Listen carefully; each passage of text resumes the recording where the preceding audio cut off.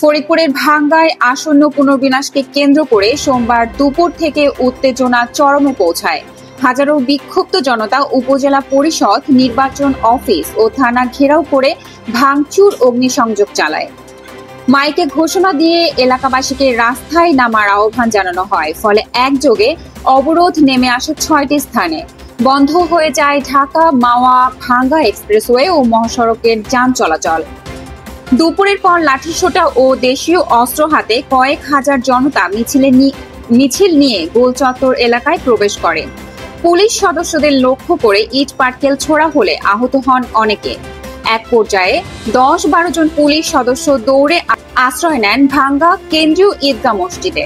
উত্তেজিত জনতা মসজিদ ঘিরে ফেললেও স্থানীয় শিক্ষার্থীরা এগিয়ে এসে পুলিশকে রক্ষা করেন। পরে বিক্ষোভকারীরা থানায় গিয়ে ভাঙচুর চালায়, অগ্নিসংযোগ করে গাড়ি ও মোটরসাইকেলে।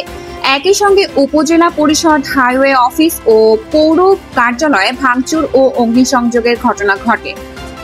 অবরোধে দক্ষিণবঙ্গের ২১ জেলার মানুষ পড়েন সীমাহীন দুর্ভোগে। জেলা প্রশাসক জানিয়েছেন, আসন্ন পুনর্বিন্যাসের বিষয়টি নির্বাচন কমিশনে পাঠানো হয়েছে এবং দ্রুত সমাধানের আশ্বাস দেওয়া হয়েছে।